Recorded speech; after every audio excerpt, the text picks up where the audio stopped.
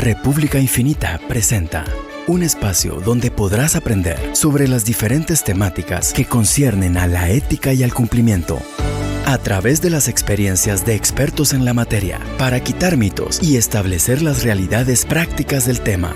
Aquí comienza De la Ética al Compliance, conducido por Paola de la Torre.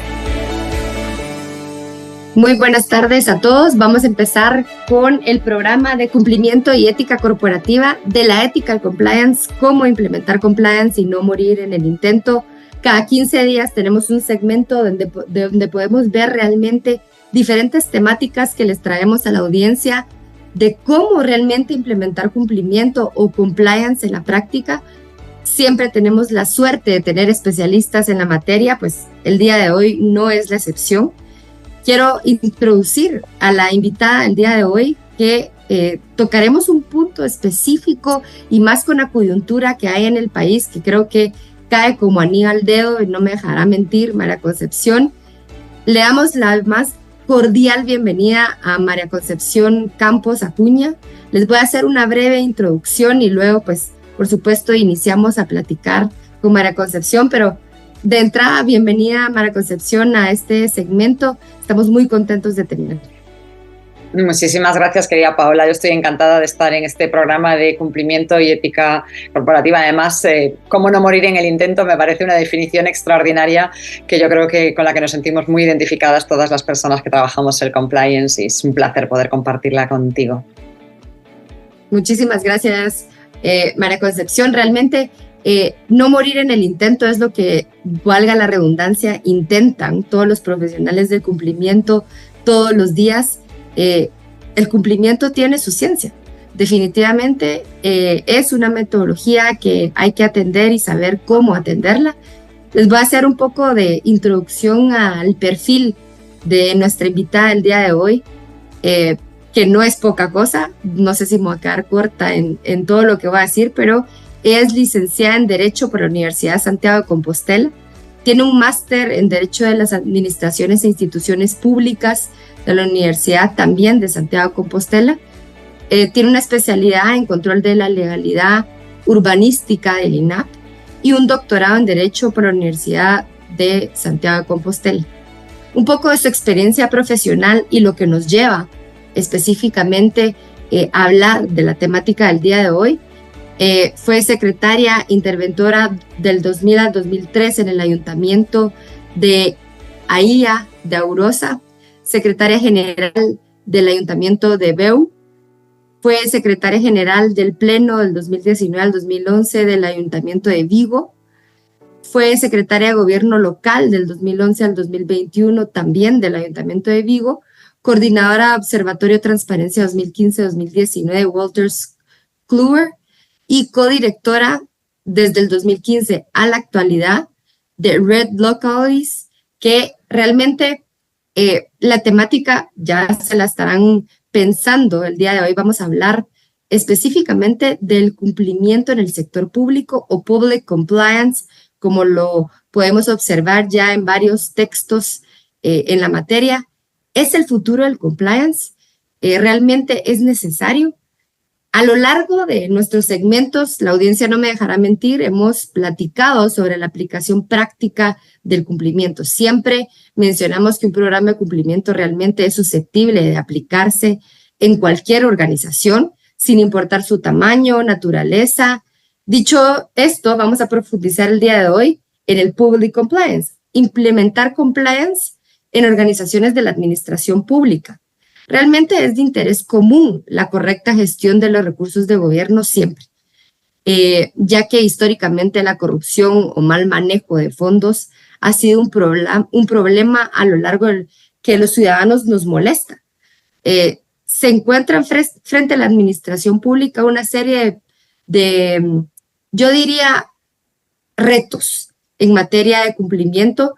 Por ello es que este segmento específicamente queremos profundizar sobre cuáles son esos mitos y realidades, tips prácticos y retos, y por supuesto, María Concepción nos dirá cuáles son los beneficios de tener cumplimiento en las instituciones públicas, a ver si le podemos recomendar al nuevo gobierno implementar compliance en su administración y en cada una de las instituciones que forman parte de esta nueva administración a partir del 2024. Entonces, bienvenida, María Concepción.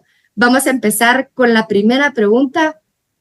En todos los segmentos yo lo digo y no lo voy a dejar de decir, nos encanta hacerlo lo más básico, irnos sofisticando en la medida que vamos conversando. Pero, ¿qué es esto del Public Compliance? ¿Cuál es su origen? Cuéntanos un poquito. Bueno, me ha encantado tu introducción y sobre todo te felicito por incluir dentro de tu programa al Public Compliance, porque me parece fundamental, desde luego, contar también con la visión desde la gestión pública, porque yo suelo decir que no tiene mucho sentido que exijamos al sector privado un cumplimiento normativo y unos determinados estándares y aquellos que gestionan los recursos públicos, que prestan los servicios básicos a la ciudadanía, permanezcan ajenos a todos ellos, ¿no? De hecho, yo recuerdo cuando publiqué mi primera monografía en el año 2017 que me decían, pero el Public Compliance no existe, no tiene sentido dentro del sector público, porque ¿cómo no va a cumplir las normas? ¿Cómo, no? Los responsables políticos, los empleados públicos no cumplen las normas. Y yo, bueno, la evidencia está en que sí, y no solo eso, sino que debe de liderar con el ejemplo en los estándares de cumplimiento normativo. De hecho, el origen de este public compliance, de la ética pública o del refuerzo de la ética pública en la época moderna, la podríamos situar en un gran escándalo, ¿no? Como fue el Watergate en Estados Unidos, ¿no? Como de repente pues toda una sociedad colisiona, ¿no? Con cómo es posible, ¿no? Con nuestros mandatarios, que los responsables de la gestión de toda nuestra área, ¿no? Porque al final pensemos que el sector público invade toda nuestra vida, ¿no? Desde la sanidad, la educación, las carreteras, el empleo, absolutamente todo, ¿no? E impacta de una forma muy clara, regulando, interviniendo, accionando. Y a partir de ahí, bueno, pues han ido entrando poco a poco, ¿no? Los Standard in Public Life del Comité Nolan en Gran Bretaña, ¿no? Con ese civil service tan marcado, y luego poco a poco normativamente en Europa se ha ido pues generalizando, ¿no? En Francia con la ley Sapin 1 y 2 y también en Italia, pero en realidad donde hunde sus raíces realmente es en los marcos de integridad de la OCDE, ¿no? Todos conocemos el trabajo que hace la OCDE con carácter general, pero que específicamente tiene una recomendación sobre integridad pública. Y ahí, si observamos con detenimiento y nos ponemos las gafas del compliance, vemos que nos está hablando de un programa de compliance vinculado, como digo, de una forma muy clara al sector público, ¿no? A cómo precisamente sobre los distintos ejes en los que se mueve tendría que hacerlo. Poco a poco ha ido avanzando y yo creo que a día de hoy, en el año 2024, pues este reto y desafío que dices, llega un nuevo gobierno, debería plantearse, me parece que es que debería de estar en el ABC, ¿no? Cualquier nuevo gobierno, cualquier responsable público debería de plantearse cómo puede aprovechar, ¿no? Las oportunidades que le ofrece el Public Compliance para mejorar la gestión pública, que en definitiva es una mejora de la vida de toda la ciudadanía, ¿no? O sea que más incentivo imposible. El impacto es ilimitado, es a todo el mundo, en todos lados y, como dices tú, en todos los aspectos. Sabes que cuando yo empecé a estudiar un poco del Public Compliance hace poco, no te voy a mentir, veía incluso muchos artículos que hablaban de la implementación del compliance desde los partidos políticos. Uh-huh. Es decir, ese paso previo a tomar, digamos, el mando de la administración pública, esa herramienta, esa personería jurídica que utilizan las personas para proponerse administrar los recursos del Estado, ya esa debiese tener, digamos, compliance adentro de su organización para poder marcar, digamos, la diferencia o lo que quieren realmente decir con su gestión. María Concepción, yo creo que todos estamos muy conscientes que el discurso político para poder llegar a las instituciones públicas siempre es: vamos a combatir la corrupción, vamos a hacer un buen manejo de fondos. Digamos, esas son las promesas constantes que escuchamos. Y yo creo, vamos a ver, digamos, en este segmento contigo, pero el Public Compliance es la respuesta a decirle a todos los ciudadanos, bueno, dije que iba a tener un buen manejo, dije que iba a cumplir, dije que voy a ser absolutamente estricto y apegado a la ley, voy a implementar un programa de cumplimiento adentro de toda mi administración pública. Creo que es la respuesta perfecta según lo que nos acabas de mencionar.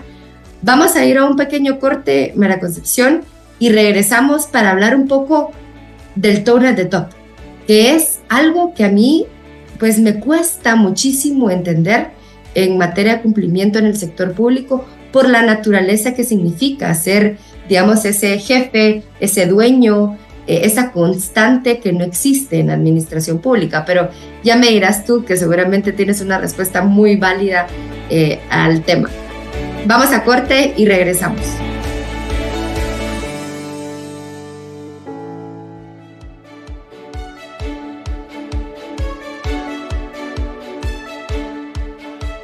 Buenas tardes a todos. Regresamos de corte en el programa de la ética al compliance, cómo implementar compliance y no morir en el intento. El día de hoy estamos con María Concepción Campos, realmente una invitada muy especial desde España. Yo cuando hablo de compliance siempre digo, es que España va como 10 años adelante nuestro. Y van a ver que con esta temática, pues yo creo que valido lo que estoy diciendo. Estamos hablando del public compliance o el compliance público, que realmente es la implementación de un programa de cumplimiento en las instituciones públicas. Tiene sus elementos, tiene sus características propias que vale la pena atenderlas. Y antes del corte, le mencionaba a María Concepción, le decía, vamos a hablar del tone at the top, que es algo que a mí siempre me ha intrigado cuando se habla de la administración pública. Te voy a dar un poco de contexto, María Concepción, de dónde viene realmente mi cuestionamiento. Yo hice mi tesis específicamente relacionado con el tone at the top, pero en los sindicatos del sector público. Yo decía, los sindicatos, no es lo mismo los sindicatos en el sector privado que en el sector público, por el tone at the top, porque en el sector público no hay una constante que vele por los intereses de la administración pública, versus una empresa que sí, que hay una constante en ese dueño, en ese gerente, que lo vemos años de años, digamos, ejerciendo ese liderazgo adentro de una organización. En el sector público tenemos este constante cambio, por lo menos en Guatemala, cada 4 años cambia de administración y yo te diría que barren con los empleos adentro de las instituciones y por lo tanto, ¿cómo conseguir ese tone at the top? Cuéntanos, ¿quién establece ese tone at the top cuando hablamos de un programa de compliance que considero es, digamos, el punto de partida en todo esto? Bueno, pues te agradezco muchísimo la pregunta, Paola, porque efectivamente has puesto, como solemos decir aquí, el dedo en la llaga, ¿no? En una de las mayores debilidades que quizás presenta el sector público a la hora de implementar estos programas, ¿no? Si pensamos en cómo funciona la administración pública, se divide, ¿no?, en gobierno y en administración, y aunque haya una base de empleados que permanecen, es cierto que las partes de decisión están sujetas a procesos electorales. Cada 4 años se renuevan o no, lo cual además les convierte en una pieza débil por su propia idiosincrasia, que son las capturas electorales. Y es que estas personas, que en teoría estarían en la posición del tone at the top, son mucho más sensibles a intereses no relacionados directamente con el interés general, sino a intereses partidistas, ¿no? Y a que sus procesos de toma de decisión no estén directamente relacionados con lo que es mejor para la ciudadanía, para el país, sino para el partido y volver a ganar las elecciones. Con lo cual ahí tenemos todo un reto, los profesionales del public compliance, para conseguir incardinarlo. El horizonte ideal sería poder contar con una estructura directiva permanente. De hecho, la OCDE, ¿no?, uno de los elementos que toma de referencia sobre la calidad democrática de los países es en qué medida cuando se renueva un gobierno hace, pues, barrido, ¿no?, y elimina a toda la parte superior directiva, ¿no?, altos cargos, pues en nuestro caso, por ejemplo, secretarios de Estado, subsecretarios, ¿no?, más todo lo que va por debajo de lo que serían los ministerios. Lamentablemente también aquí en España sucede de una forma demasiado abusiva, ¿no?, lo cual además rompe con una continuidad en las políticas públicas. Con lo cual yo creo que el tone at the top habría que intentar centrarlo en esa parte directiva, pero no directamente vinculada a cargos de designación política. No porque tenga nada en contra de los cargos de designación política, sino si van a cambiar y se van a llevar consigo todo el impulso, ¿no? Es verdad que a la hora de implementarlo, ¿no?, pensemos ahora, llega un nuevo equipo de gobierno a nivel del Estado que se trate, a esto sí serían los que habría que comprometer en el tone at the top. con independencia de que dentro de 4 años cambien, para llegar, para aterrizar, para anclar las raíces. Yo siempre digo que un programa de Public Compliance bien implementado es como las células, ¿no?, dentro de nuestro organismo que fluyen por dentro de él, y así se tiene que incardinar dentro del ADN, de la estructura, de tal modo que llegue quien llegue en 4 años, no lo pueda eliminar, que entienda que esto forma parte sí o sí de la identidad, del conjunto de valores y de la forma de funcionar, ¿no? Porque parece que a veces hablamos de integridad, hablamos de ética, de temas como muy mucho más relacionados con cuestiones de carácter moral, pero también son temas muy prácticos, eficiencia, eficacia, en definitiva, ¿no?, una mejor gestión del gasto público. Con lo cual, ese Top at the Top lo situaría en el momento de llegada e implementación con esa cúpula directiva de designación política o de elección política, pero a partir de ahí ya habría que incardinarlo dentro de la estructura, ¿no?, de ese ADN que no se mueve. Evidentemente siempre alguien se puede mover, pero resulta muy importante, ¿no? Y ahí también la figura del compliance officer o comités de ética, comités de integridad, que es una figura que, por ejemplo, aquí en España se ha ido generalizando mucho en los 2 últimos años, y a partir de ahí ellos tienen esa capacidad, ¿no?, de poder mover y gestionar ese cambio y ese liderazgo. Excelente, me queda claro. De hecho, yo decía, es la única forma. No podemos determinar que el Top at the Top es esa persona que se va a ir en 4 años. De lo contrario, vamos a morir en el intento de implementar compliance en la institución. Y me lleva a la siguiente pregunta, María Concepción. Cuando hablamos de implementar el Public Compliance, ponte ahorita que estamos iniciando un periodo nuevo en la administración, digamos, se debe de implementar o se puede implementar solamente en el Poder Ejecutivo, en instituciones específicas como municipalidades o ministerios, o tú dices como implementar el Public Compliance de forma general y ya, digamos, características propias de cada institución, pues aplicaría sus elementos y características. ¿Cómo es, digamos, la buena práctica en materia de Public Compliance para implementar este tipo de programas?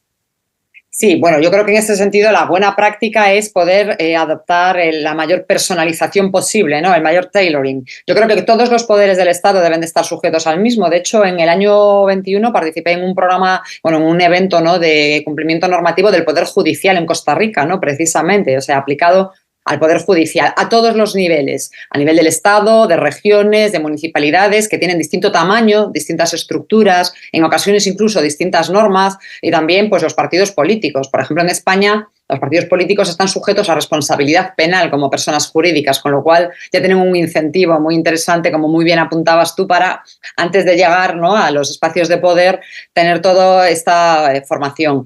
Hay que pensar en intentar adaptarlo. Si hablamos de implementación, ¿no?, yo siempre digo que yo soy muy doer, ¿no? Hay que pasar del thinking al doing y hay que hacer. Está bien pensar, reflexionar, planificar, pero lo que queremos es luego obtener resultados y para esto hay que implementarlo.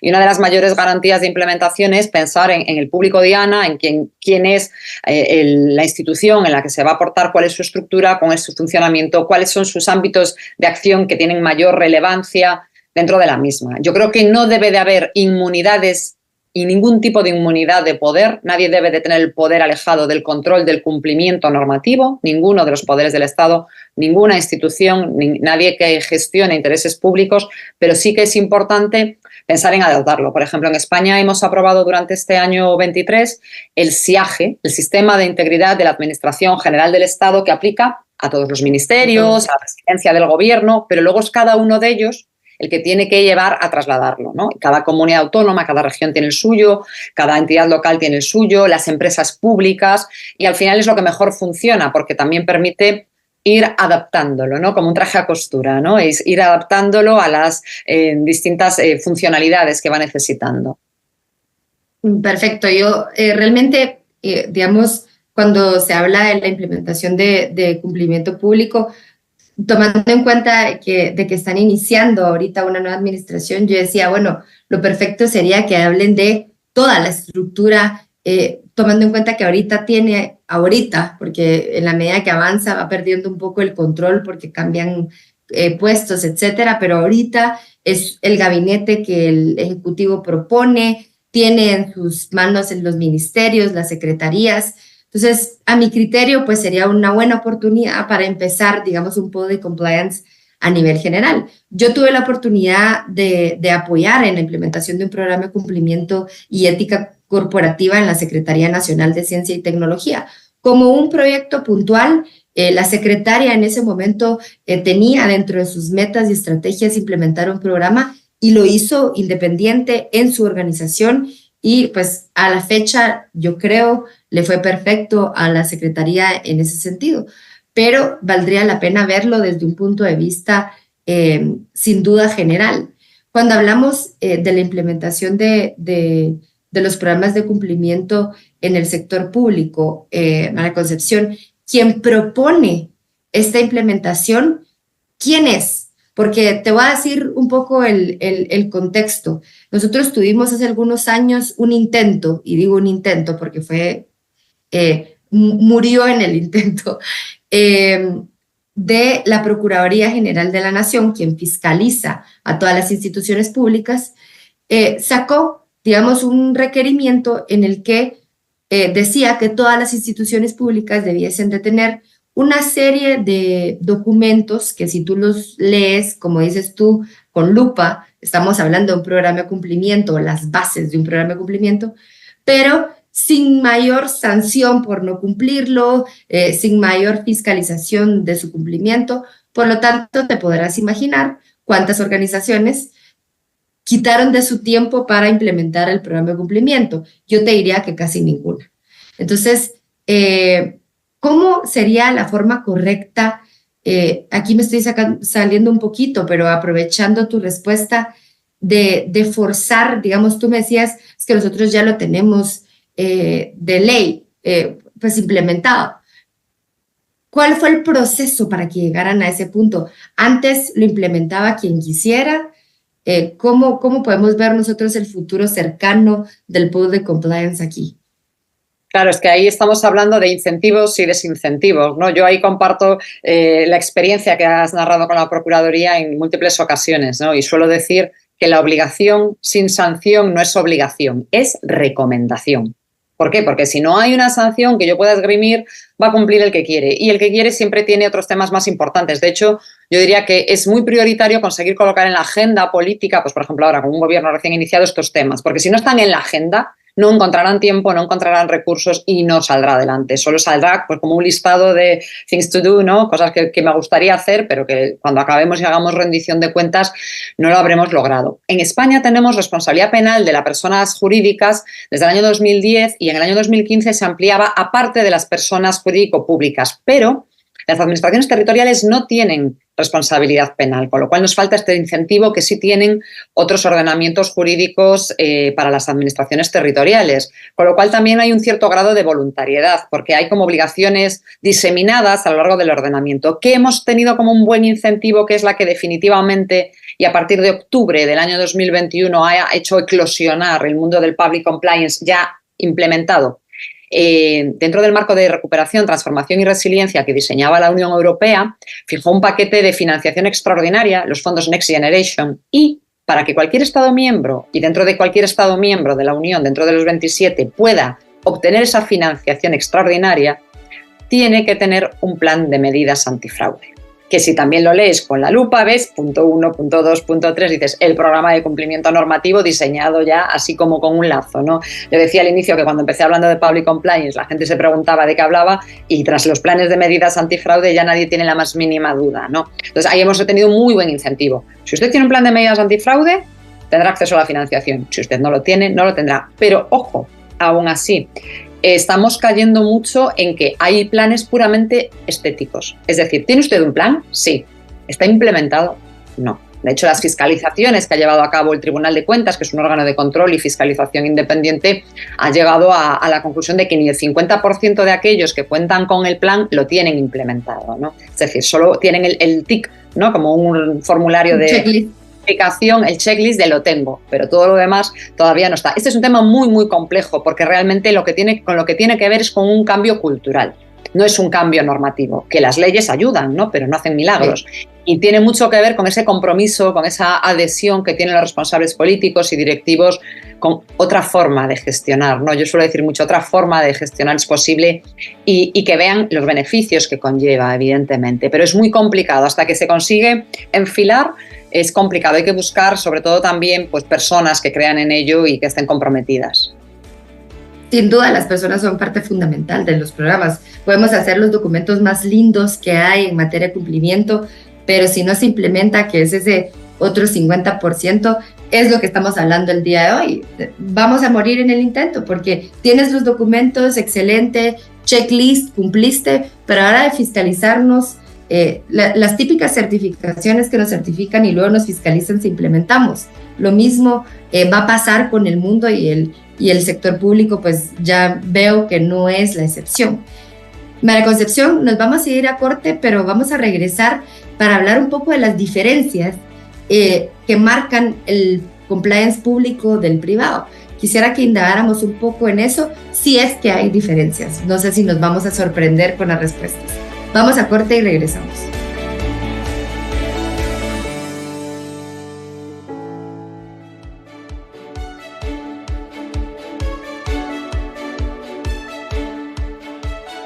Regresamos en el programa de la ética al cumplimiento, cómo implementar compliance y no morir en el intento.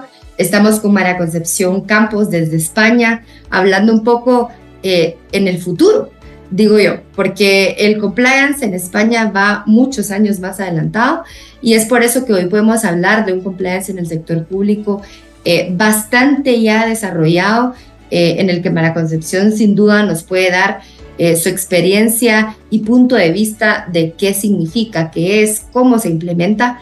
Antes de irnos a corte, le preguntaba a María Concepción, ¿realmente existen diferencias entre el programa de cumplimiento en el sector público versus en el sector privado? ¿Qué nos puedes decir de eso? ¿Qué es lo que deberíamos de atender en materia de diferencias si es que queremos implementar un programa en este sector? Sí, pues existen diferencias y luego en función de cada país y del marco normativo podrán existir más, ¿no? Pues por ejemplo, como decía, en el caso de las entidades privadas, en España tienen un fuerte incentivo que es la eximente de la responsabilidad penal en el caso de que cometan delito esas personas jurídicas. No sucede así pues con una entidad local o con el gobierno, con una Secretaría de Estado, un ministerio, que no están sujetas a esa responsabilidad penal, con lo cual falta ese incentivo, ¿no? Esa forma de provocar y de generar esa necesidad de contar con un programa de compliance. Pero al margen de eso, ¿no? De lo que sería la motivación, las propias características del sector privado y del sector público, ¿no? El programa en sí mismo, digamos que los elementos generales podrían ser los mismos, pero no el enfoque aplicativo. Por ejemplo, el tema que comentábamos respecto al Tone at the Top, el hecho de que nuestros responsables máximos de los procesos de toma de decisión, de asignación de recursos, estén sujetos a las capturas electorales, a procesos electorales, a renovación, a la designación política por parte de toda la cúpula directiva, ya de decir, bueno, pues vamos a formar a nuestros empleados, vamos a cambiar esta forma de tramitar los procedimientos, el propio marco normativo, ¿no? Que se encuentra también el mismo, la burocracia, que también es un elemento muy importante a tener en cuenta, ¿no? Todo el marco de procesos y procedimientos que en teoría están tan establecidos, y luego las personas, ¿no? Yo suelo decir, dice la OCDE, que el mayor riesgo de corrupción en la gestión de la actividad pública es la contratación, y yo siempre digo que no, que somos las personas, ¿no? Porque si alguien altera algún procedimiento o alguna decisión, siempre es una persona. Luego se materializará en un contrato, en una licencia, en una autorización, en un empleo, pero siempre es una persona. Y el modelo de empleo público que haya, ¿no? Pues, por ejemplo, en España el empleado público tiene una relación permanente. Una vez que, con carácter general, obtiene este acceso al empleo público, es empleado pues hasta que se jubila o hasta que decide dejar de serlo, ¿no? También desde ese punto de vista para generar esos incentivos de formación, de concienciación y de motivación. Yo creo que la mayor diferencia estaría ahí en el enfoque aplicativo que hay que tener en cuenta del mismo, al margen de las diferencias regulatorias, ¿no? Evidentemente que pueda haber en el caso de las responsabilidades. Claro, entonces realmente no estamos hablando que si en el sector público tiene que tener un código de ética o no, que si tiene que tener una política específica o no, realmente es el enfoque, la naturaleza, el sentido que se le dé a ese programa. Por eso es que también no todo el mundo puede implementar un programa de cumplimiento en el sector público, porque realmente tiene que entender cuáles son las características propias de esa otra parte de la vida. Digo yo, soy una persona que me dedico constantemente a hacer o a implementar programas de cumplimiento a organizaciones privadas, pero cuando se me presenta el reto de atender a una institución pública, tiene esas características que sin duda no las puedes ubicar en el sector privado. Siento que prácticamente, digamos, tienen los mismos elementos. El enfoque, la naturaleza, las características, tiene que ser atendido a través del diseño y creación de este gran programa o programa de cumplimiento. Cuando hablamos del responsable del programa, María Concepción, hablamos de un oficial de cumplimiento, ¿sí? ¿Qué rol juega el oficial de cumplimiento en una entidad pública, un poco a diferencia de una organización privada? ¿O es lo mismo? ¿O me vas a decir, mira, realmente es el enfoque que le dé el oficial de cumplimiento?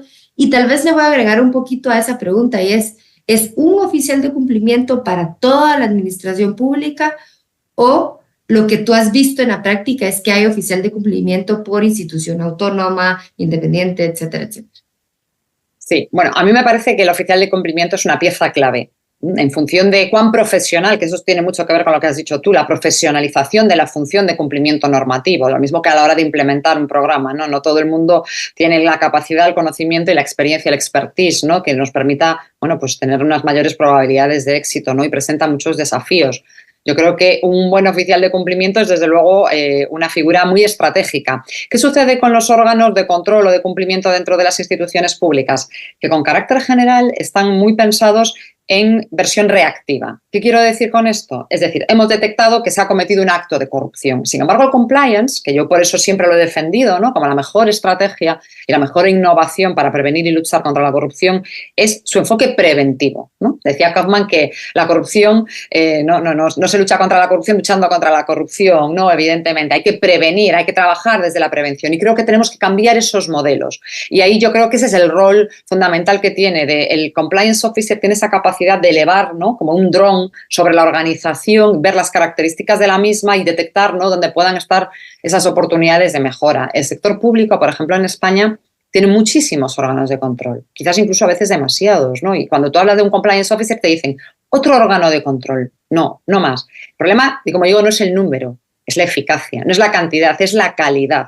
Controles ineficaces, por desgracia, tenemos muchos. Se trata de tener buenos controles, mejores controles, centrados en la prevención, y ese es el rol que debe de tener el oficial de cumplimiento y que debe de además tener, bueno, pues una vía directa para poder imponer, ¿no?, esos cambios, esa imparcialidad, esa independencia, esa capacidad de acción dentro de la organización. No debe de limitarse a ser alguien que señale aquello que no se está haciendo bien, sino que aquel que pueda ayudar a que se hagan bien las cosas, y si alguna no se está haciendo bien, pues ver cómo la lleva a cabo, ¿no? Aquí hay mucho debate de si puede ser interno, si puede ser externo, si una persona, si varias. Aquí se ha generalizado ahora, en cierta medida, órganos colegiados, comités antifraude, comités de ética, pero igualmente dentro del mismo hay que designar una única persona, porque a veces, ¿no?, se mezcla todo y nadie se ocupa. Nadie. Nada, yo te cuento la teoría de quién hace qué. Digo yo, para que las cosas funcionen, todo el mundo tiene que tener muy claro quién hace qué, quién lleva el sombrero. Si somos un órgano de 5, no era yo, no eras tú. Entonces, aunque sea un órgano colegiado, hay que designar una secretaría técnica, un responsable del seguimiento de la unidad, y este ha de ser el que monitoree y lleve a cabo esa labor, ¿no? A mí me parece que es muy importante, del mismo modo que si en algún momento se designa una persona externa o un apoyo externo, también me parece bien, siempre que cumpla con esas características de que sea un buen profesional o una buena profesional y que pueda desempeñar su trabajo con esa independencia e esa imparcialidad que creo que son las claves, ¿no?, las características fundamentales del compliance officer, también en el sector público. Excelente, me queda clarísimo. Realmente yo creo que en cualquier lado la persona que sea la responsable o el responsable del programa en general es la pieza fundamental, es el que va a mover, hacer, deshacer, fiscalizar y hacer que las cosas pasen sin lugar a dudas. Entonces, realmente hablar del oficial de cumplimiento en el sector público requiere muchísima responsabilidad, además de lo que tiene ya de por sí el puesto de un oficial de cumplimiento en cualquier tipo de organización. Estás haciendo que las cosas pasen en el sector público para todos los ciudadanos del país. Para todos los ciudadanos del país, si lo estamos hablando en términos generales o específicos, en municipalidades o territorios específicos. Cuando hablamos de Public Compliance, María Concepción, en este segmento hemos hablado muchísimo realmente que el cumplimiento o un programa de cumplimiento tiene que ser diseñado en base a riesgos. No podemos armar un programa de cumplimiento si no entendemos realmente cuáles son los riesgos de la organización en la que estamos implementando ese programa específico. Dicho esto, normalmente cuando entramos en una organización privada vamos y decimos, bueno, según su geoposición, según sus negocios comerciales, según varias características de dónde trae el financiamiento, etcétera, etcétera, pues los riesgos son tales. Corrupción, lavado de dinero, data protection o protección de datos, derechos humanos y empresa, dependiendo mucho pues de las características de esa organización. Cuando entramos al public compliance en una institución pública, ¿a qué riesgos estamos hablando que vamos a mitigar? ¿Cuáles o según, digamos, cada institución tiene sus propios riesgos, o podrías hablar de riesgos generalizados en las instituciones públicas y luego específicas dependiendo a qué se dedican? Cuéntanos un poco de esa matriz de riesgos tan importante en los programas de cumplimiento en el sector público. Sí, bueno, estoy absolutamente de acuerdo. Yo siempre digo que la evaluación de riesgos es como la piedra de toque, ¿no? Es decir, tenemos que hacernos la fotografía, tenemos que saber exactamente dónde están mis debilidades, si luego quiero gestionarlas, tener un plan de acción y mitigar los riesgos, ¿no? Ya sabemos que el riesgo cero no existe, pero al menos mitigar el impacto que van a tener en el marco de nuestra gestión. Evidentemente, en función del tipo de administración o de entidad que sea y de la actividad a la que se dedica, tendrán mayor impacto unos riesgos u otros, pero haciendo una generalización, ¿no?, de aquellos que en mi experiencia y trabajando con distintas entidades de todos los ámbitos, ¿no?, también empresas públicas que operan en el mercado, más allá de los sistemas de control financiero que están bastante bien, hay un riesgo muy principal, diríamos que podríamos acotarlo básicamente al área de la contratación pública. ¿Por qué razón? Una de las mayores riesgos son todas aquellas actividades que tienen un mayor presupuesto. En España, por ejemplo, la contratación pública alcanza entre el 14 y el 20% del Producto Interior Bruto. Esto significa que hay una gran oportunidad de negocio y también pues, para las empresas, ¿no? Yo siempre digo que no hay corrupción sin corruptor, ¿no? Las empresas en ocasiones promueven, ¿no?, el poder llevarse los contratos, adjudicaciones y mayores beneficios de aquellos que le corresponderían.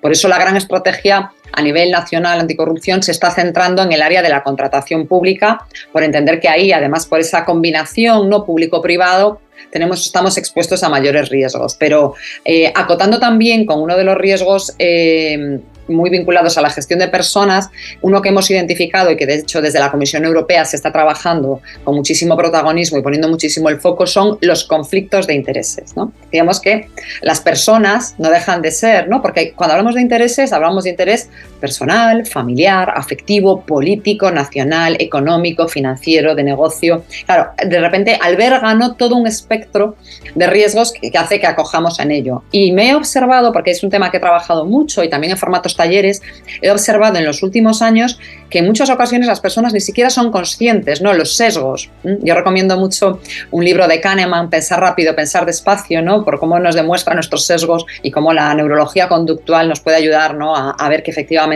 estamos adoptando decisiones basadas en criterios que no deberían ser, ¿no?, aparte de aquellos que expresamente están cometiendo delitos contra la administración pública. Entonces yo creo que por una parte que las personas hagan esas evaluaciones, ¿no?, pues a través, por ejemplo, de las DAFI como medida de control tras la evaluación de riesgos y trabajando mucho. Yo, si alguien tuviera que decir, no puedo acotar todas mis áreas de gestión, ¿por dónde empiezo? Empezaría por la contratación pública, sin ninguna duda, por lo que digo que al final repercute en muchos servicios, es una actividad que es común al Estado, a las regiones, a las entidades locales, a todas ellas y que puede tener un impacto, yo creo que donde se pueda ver unos mayores beneficios. Excelente, y concuerdo totalmente contigo. Yo siempre he dicho, ¿por qué no ponen como requisito para contratar con el Estado que por lo menos esa organización tenga un programa de cumplimiento efectivo, de tal forma que por lo menos sabemos que lo están intentando y que están conscientes digamos, el daño o lo malo que puede llegar a ser la corrupción, tanto pública, privada, como privada en sí. Entonces, concuerdo absolutamente contigo. Si hay por algún lugar que empezar, sin duda hay que poner el ojo en la contratación. Nos vamos a ir a corte, María Concepción, y regresamos en unos minutos.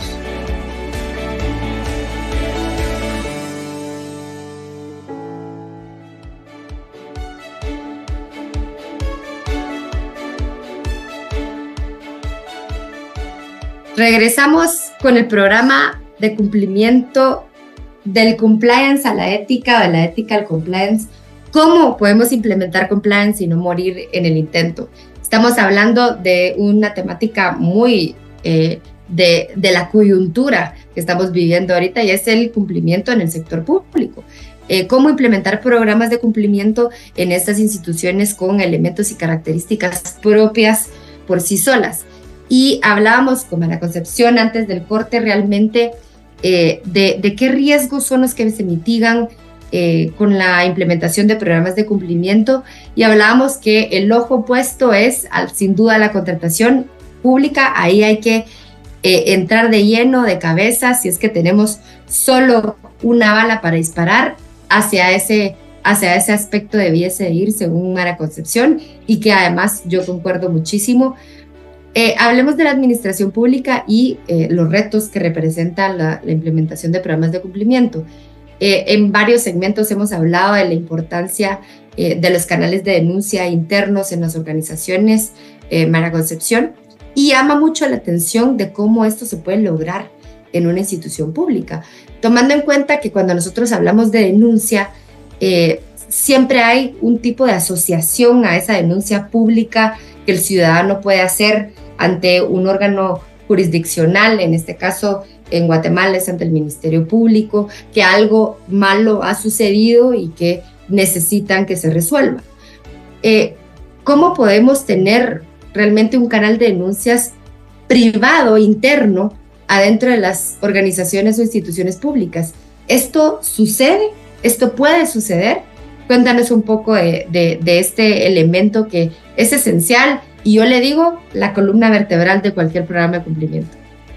Absolutamente, vamos, de hecho daría para otro programa o para 5 programas, porque de hecho, además me alegra mucho poder tocar este tema, porque en España estamos en pleno proceso de implementación de los canales internos, porque hay una directiva europea del año 19 y en febrero del 23 se aprobaba la ley que regula precisamente los mecanismos de denuncia, ¿no?, para proteger a las personas que informan sobre infracciones del derecho, y que está siendo, bueno, pues ahora todo un proceso de cambio y de gestión, porque afecta tanto al sector público como al privado. La ley es la misma para el sector público, para el privado, con algunas prescripciones normativas específicas, ¿no?, en uno y otro caso, pero que desde luego resulta muy interesante y que contempla una doble vía: canal interno y canal externo. El canal externo crea un órgano de nueva creación, la Autoridad Independiente de Protección al Informante, sin perjuicio de Fiscalía, otros órganos de control como Tribunal de Cuentas y demás, pero obliga a que todas, también los órganos constitucionales, tengan un canal interno. Un canal interno que se gestiona y se denomina Sistema Interno de Información,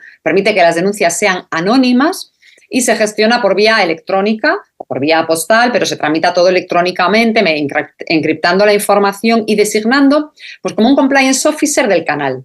¿Cómo es esto? Pues resulta que crea específicamente la figura del responsable del sistema interno de información, que de hecho, al igual que, como decíamos, permite que sea un órgano colegiado, pero si es un órgano colegiado, dice, oiga, solo uno. Dentro del órgano, uno será el que lleve a cabo estas investigaciones internas, ¿no? Quizás ese mundo, el de las investigaciones internas, es el más complicado, ¿no?, de gestionar. Sí. Pero fijémonos cómo lo conecta con el public compliance, porque la norma dice que si es una empresa privada y tiene alguien que es responsable de la función de cumplimiento normativo, puede ser a su vez este responsable del canal de denuncias. Ya está haciendo el match, ¿no?, entre lo que hace el compliance officer y el responsable del canal de denuncias. Por eso que yo creo que ahora mismo el reto en el que estamos, ¿no?, y aunque bueno, tenemos normas ISO, tenemos desde luego muchos manuales, es gestionar esas investigaciones internas y que después, en el caso de que se judicialicen, se salven, es decir, lo hayamos hecho bien, a la vez que otro de los grandes retos que está presentando es la protección de las personas que informan de infracciones, ¿no?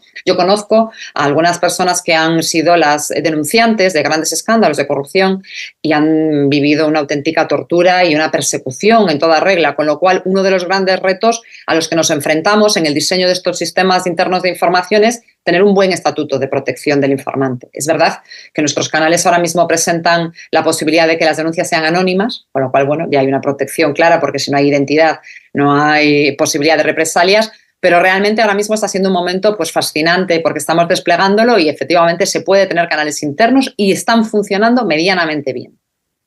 Excelente, excelente. Y María Concepción, cuando hablas de pasar a judicializar una denuncia, me imagino que en la implementación del canal de denuncias en una institución pública hay un reglamento en donde, digamos, hay todo un proceso de investigación y hay un punto en donde se decide, bueno, esto se puede tratar a lo interno porque es un tema laboral, porque bla, bla, bla, o pues ya resulta una denuncia que atiende al mal uso de fondos públicos o abuso a la autoridad, bueno, algunos cuantos delitos que hay en el sector público, que entonces tiene la obligatoriedad el oficial de cumplimiento de judicializar esa denuncia. Es así, digamos, hay un reglamento que obliga al oficial de cumplimiento a trasladar a las instituciones judiciales esas denuncias en caso de ser objeto de... Sí, efectivamente. La norma obliga a que cada institución, cuando crea su sistema interno de información, apruebe una política o una estrategia del sistema interno de información donde regule todos estos aspectos, pero ya es la propia ley la que dice que ante la aparición de indicios de responsabilidad penal, el oficial de cumplimiento, como digo yo, levanta las manos y coge y pasa, ¿no?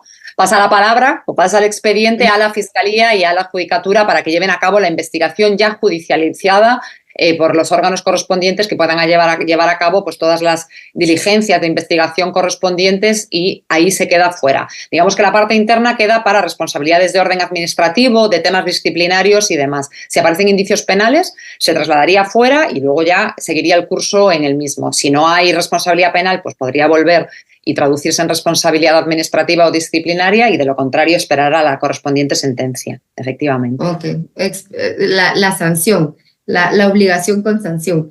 Perfecto, me queda clarísimo. María Concepción, cuando hablamos digamos, de fiscalizar que todo esto suceda y suceda de una manera correcta, porque todo se puede implementar de una manera incorrecta, hablamos siempre y siempre esta necesidad de querer participar en ser fiscalizadores activos por parte de la ciudadanía en general.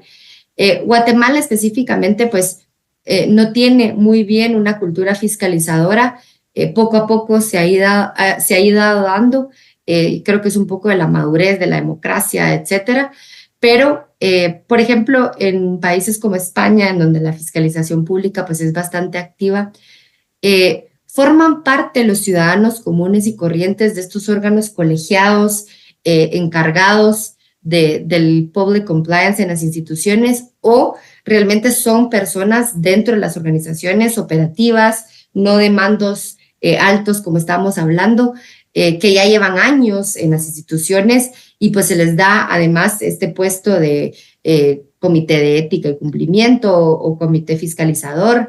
¿Cómo funciona realmente? Y si funciona así, ¿cómo logras también que la ciudadanía se involucre en esta fiscalización? Sí, bueno, yo estoy completamente de acuerdo en la necesidad de implementar mecanismos que den participación a la sociedad civil, porque además defiendo los mecanismos de rendición de cuentas, ¿no? De hecho, yo dentro de la guía de gobierno abierto que tenemos en España participé en la fase de elaborar la rendición de cuentas y creo que además ahí la tecnología es una buena oportunidad para que podamos incluso ampliar el foco, ¿no? Y dar entrada a la sociedad civil organizada o independiente. Pero de momento todavía no hemos dado ese salto. Sí que hay la participación de expertos independientes dentro de estos órganos, ¿no? Pues yo misma, como consultora externa, formo parte de algunos comités.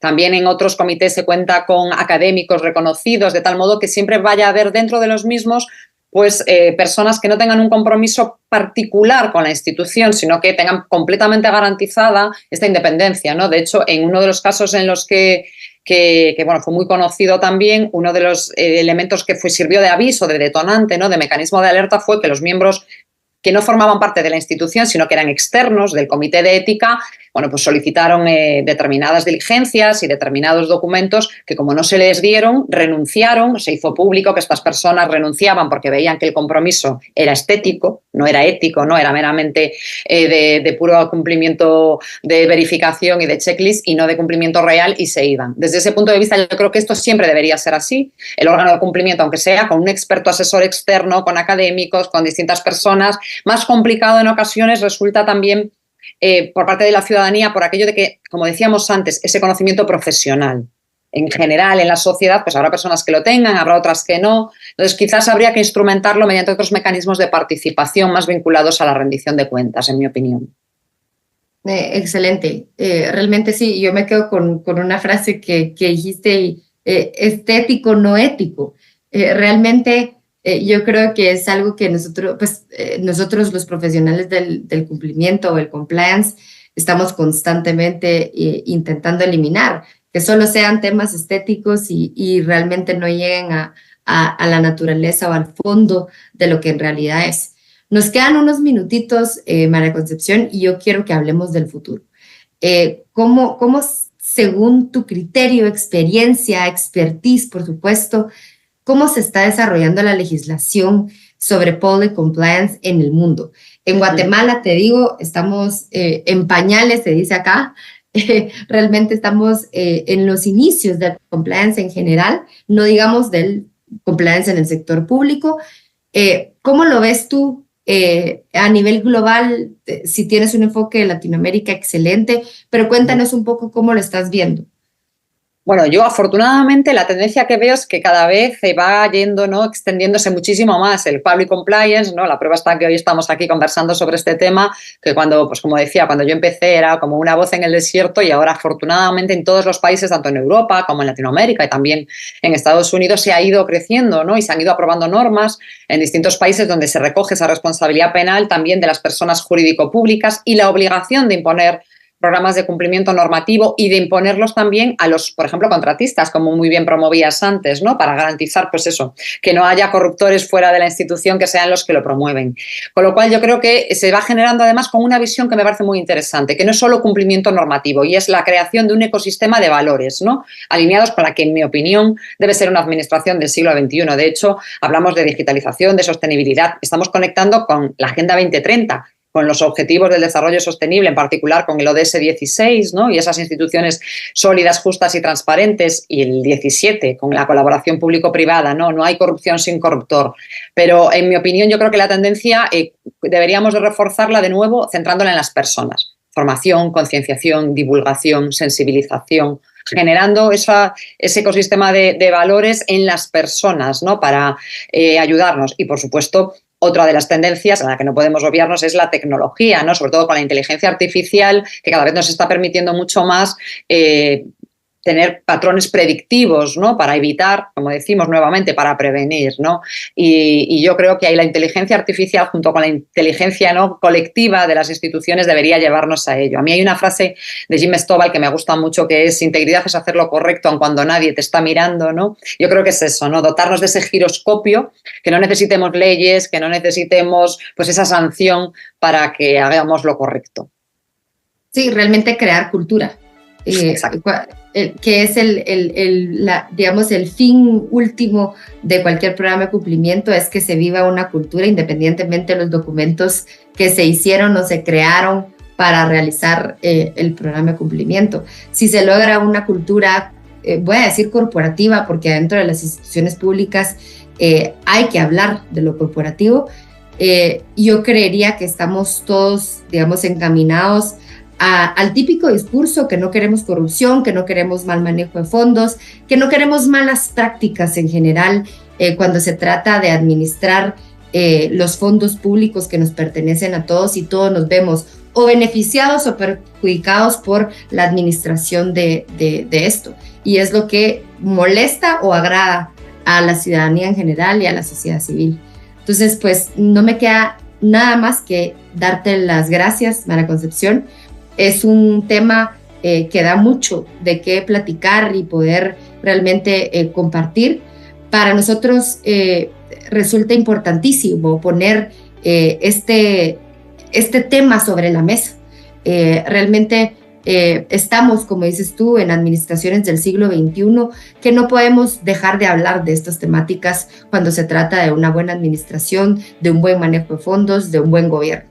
Entonces, te agradezco muchísimo tu tiempo. Sin duda te vamos a estar invitando a este programa más seguido para platicar de las temáticas derivadas del Public Compliance, que estoy segura que va a levantar muchísimos intereses, más, como te digo, en la coyuntura que estamos viviendo. Así que mil gracias por tu tiempo. De parte del programa te queremos agradecer y esperamos verte muy pronto. Muchísimas gracias a ti, querida Paola, por haber contado con el Public Compliance en este programa tan interesante, y ojalá pronto podamos estar viendo cómo se implementa en Guatemala el Public Compliance. Claro que sí, seguro va a ser un reto, pero seguro lo vamos a ver, no sé, tarde o temprano. Muchísimas gracias, María Concepción. A la audiencia, mil gracias siempre por sintonizarnos. Estamos todos los martes, cada 15 días, hablando un poco de la ética, el compliance, cómo implementar compliance y no morir en el intento. Nos vemos dentro de 15 días.